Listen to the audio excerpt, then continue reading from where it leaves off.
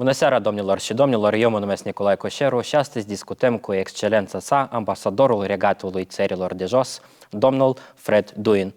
Domnule ambasador, vă mulțumesc că ați acceptat invitația noastră. Bună seara, Nicolae. Thank you for having me on your show. Excelență, în câteva zile se vor împlini 2 ani de când vă exercitați mandatul de ambasador rezident al Regatului Țărilor de Jos în Republica Moldova. Cum au decurs acești 2 ani pentru dumneavoastră și cum ați descrie relațiile dintre țările noastre pe plan economic, politic, dar și cultural? Thank you for this question, and you are right. I think it is was yesterday, was 2 years ago, exactly the first working day I had in Chișinău, in Moldova, and it's been a fantastic journey.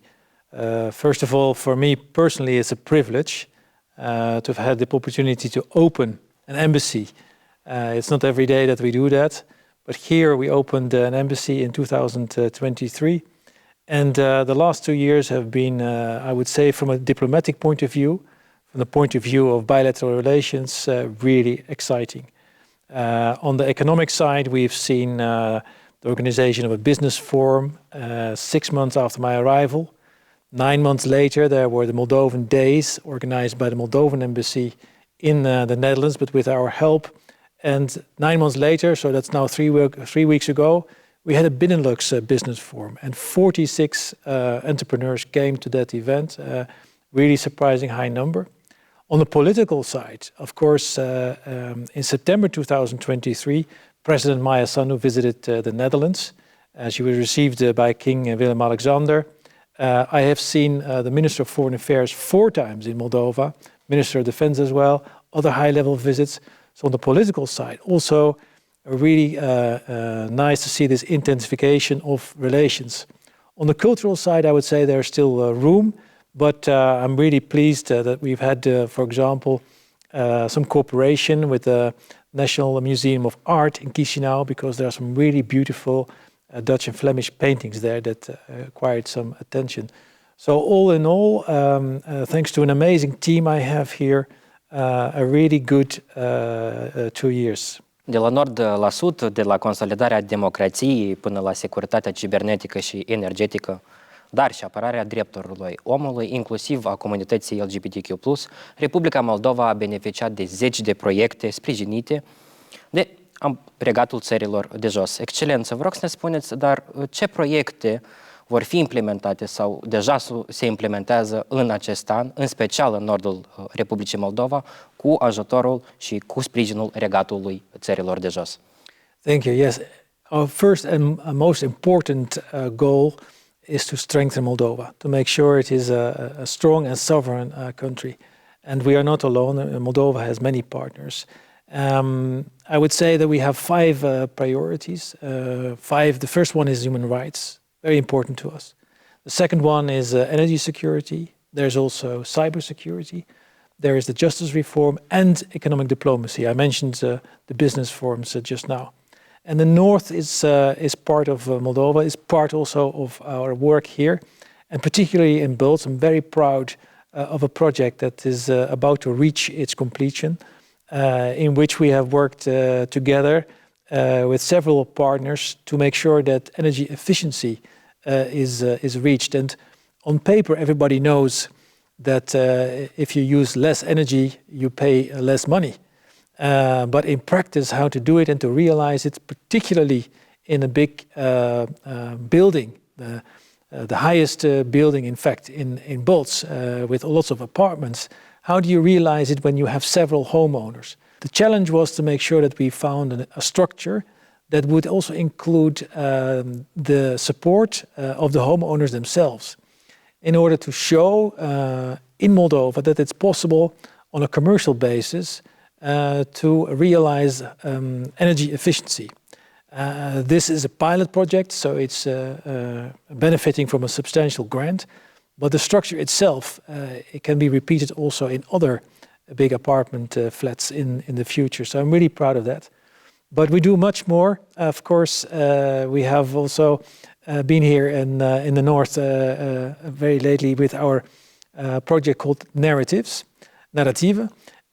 in which we have worked together with the university in Bults and journalists in Moldova. Journalists who write stories about Moldova, about Moldovans, so for Moldovans, by Moldovans, in the field of challenges, whether they be of the nature of environmental challenges or challenges to fight homely violence or challenges in the relationship with youth.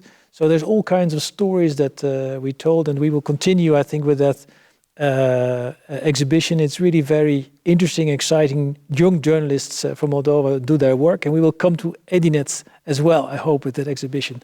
I could go on. We also have, I visited Perița, if I pronounce it correctly, just yesterday, where we have cooperated also with a young person who introduced social events, screening, open air screening in the village. So I think there's all kinds of activities that are possible here, and I'm really impressed by the region. După cum ați menționat și dumneavoastră, astăzi ne aflăm în municipiul Edinet. Noastră ați avut mai multe vizite de lucru, v-ați întâlnit cu diversi antreprenori, dar și cu unii rezidenți ai parcului industrial. Ce v-au spus aceștia? Care le sunt doleanțele și, în viziunea dumneavoastră, ce ar trebui să întreprindă aceștia pentru a deveni mai eficienți, mai moderni, dar și capabili să concureze cu cei din Europa? It's true. I think the industrial park in Edinet is showing that local authorities here are really making a difference. I was impressed. And it's important also to see that you want to do things together. Moldova is like the Netherlands, a small country, which means that you have a small market. So it's important to be able to export your products. And in this case, I saw how the preparation of the export of apples is undertaken with some machinery from the Netherlands. Today, outside Edinet, I also visited a chicken farm which was recently licensed to export eggs to the European market, and that is bringing much more value to their eggs than the local market, and also expanding their reach, again, also with Dutch equipment. So there is, I think, good possibilities for cooperation, perhaps also for investment. And I'm so pleased that the Benelux Business Forum that I mentioned, that took place 3 weeks ago, reached out to so many entrepreneurs in the Netherlands. In fact, we followed up also by what I call a scoping mission. We had 2 experts from the Netherlands, from the horticultural sector, going around Moldova, different places, writing a report and then presenting it in the Netherlands, in the heart of the horticultural sector in the Netherlands, the World Horticultural Center. And 30 entrepreneurs locally came to that presentation because they are interested in the opportunities that are here in Moldova to work together, which is telling because, of course, the geopolitical context is still quite tense and uncertain. But despite that, you see that entrepreneurs are looking ahead. They are really keen to also discover Moldova. I think it has a lot to do also with the European path that Moldova has chosen. I think it has a lot to do also with the investments that the European Commission has put on the table, 1.9 billion euros in different fields. Of course, all that takes time, but entrepreneurs are looking ahead. So yes, I think there's really reason to be cautiously optimistic. Totuși, după cum ați menționat și dumneavoastră, integrarea europeană ne dă un plus pentru a ne dezvolta și de a ne exporta marfa noastră în Uniunea Europeană, dar totuși avem și un război la graniță și în acest context vreau să vă întreb, dar cât de atractiv suntem noi pentru investitorii străini, în special pentru cei din Regatul Țărilor de Jos, și ce domenii sunt nevalorificate până la capăt? So, entrepreneurs will have to make up their own mind. I think it is our role to show what is possible and to create networking events. Yes, there's a war going on, but nevertheless, as I mentioned, entrepreneurs are looking forward and looking ahead. I just visited also on the industrial park a company that makes cables, a company from Western Europe that is now planning to triple their size despite the current context. So I'm sure they've made their own calculations on business opportunities, but I think local authorities are doing the right thing despite the current context, not to wait, but to continue acting. În cei peste 32 de ani de relații diplomatice, Olanda a demonstrat că este un partener de încredere, dar și un bun prieten pentru Republica Moldova. Totuși, un bun prieten atrage atenția când unele lucruri nu merg așa cum ar trebui. În contextul integrării europene a țării noastre, la ce ar trebui să fie atentă guvernarea de la Chișinău? Se pare că unele reforme, cum ar fi reforma justiției, nu livrează rezultate. Sau cel puțin nu se ridică la așteptările societății. I think it's important to realize that reforms always take place, and also important to realize that reforms are something you do together. So, in terms of fighting corruption, for example, of course, it's important to do that in the justice system, and it seems to me that the vetting process has already brought results. I mean, the Supreme Council of Prosecutors, the Supreme Council of Magistrates have now been vetted. They are now consisting bodies of people that have proven that their income and their assets match. And they don't have to explain any further their integrity. So that helps, I think, on the justice side. But to fight corruption, you need actually, at the end of the day, a whole of society approach. Everybody here, I think, should realize that, so that you can make a real change and move forward together to create a better society. Având în vedere că țările de jos sunt un adevărat exemplu în ceea ce privește transparența și bună guvernare, ce ar trebui să învățăm noi din experiența Olandei? Yeah, I think it's always possible to learn from each other. So I think we can also learn a lot from Moldova, in particular your hospitality. It's something that you underestimate. I think there's a lot of reason to come here. But yeah, I would say that the Netherlands has economies of scale. So, for example, over the last decades, I have seen that in the Netherlands, schools have clustered, hospitals have clustered, police stations have clustered. So you see that economies of scale make it possible to be more efficient with a smaller amount of money.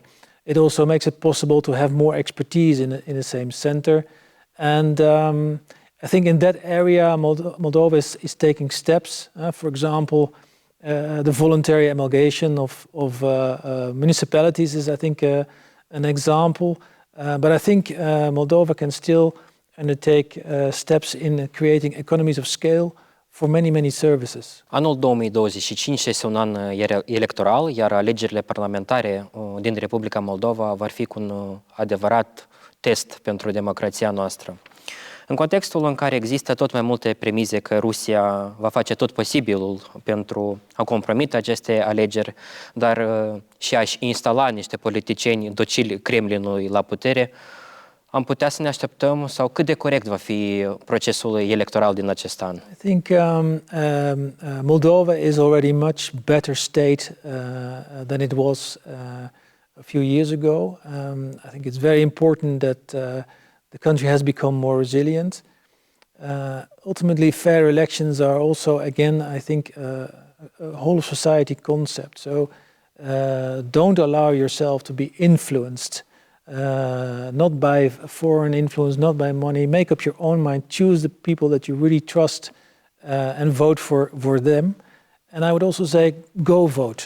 În cazul în care, totuși, la putere ajung politicieni proruși, partide finanțate de Kremlin, există un risc real ca situația din Republica Moldova să devină similară celei din Georgia? It is always difficult to predict, particularly when it's about the future. What is happening in Georgia is very disconcerting. I think Moldova is its own state. I think Moldova is its own country. I think the Moldovans can make their own choices. Importantly, I would say also Moldova is bordering the EU. So that makes also, I think for most people, it very clear that for the economy it's crucial to have close ties with the European Union.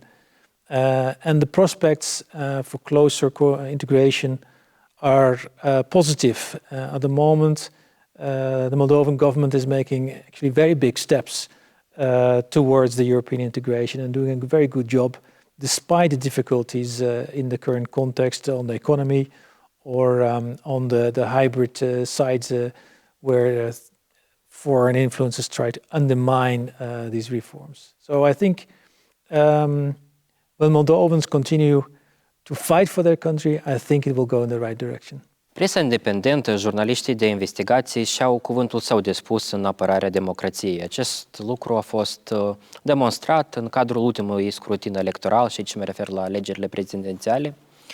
Cum intenționează Uniunea Europeană să sprijine continuarea activității presei, având în vedere impactul stopării finanțării din partea Statelor Unite ale Americii, dar și reducerea resurselor de existență ale mass mediei, în special acelei independente?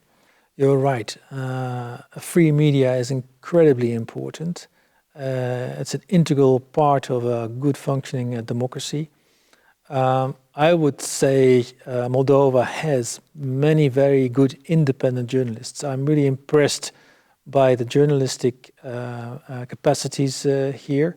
Economically, it's not easy to be a journalist. So this is something to reflect upon. There has been help from donors. It's unfortunate that the American support has now disappeared. Truly, the European Union, also with the growth plan, is stepping up. Also from our own side, the Dutch side, we are supporting independent media, also here in the north. We will continue to do so. But importantly, I think it's also important for the journalist sector themselves to think of solutions to make their own work more economically viable. Maybe also share resources, because journalism is not only about content, it's also about technical equipment, technical people, and certainly in a time where there is cyber warfare, it's important also to protect your technical resources, and all that cost money. So this is something to reflect upon. Is there a possibility to work together? In some countries there are so-called hubs where different medias share the resources. Also like actually the idea that you are implementing here, sitting in this fantastic theater, is also, I think, a very good way to economize. But yes, it's important to have this free media. Domnule ambasador, eu vă mulțumesc că ați dat curs invitației și am avut acest dialog constructiv. Eu vă urez mult succes în tot ceea ce faceți. My pleasure. Dragi urmăritori ai portalului de știri nordinfo.md, eu vă mulțumesc pentru atenție. Dacă vă place ceea ce face echipa noastră, dați like și distribuiți acest video. Nu uitați să vă abonați la paginile noastre de YouTube, Facebook și Telegram. Pe curând!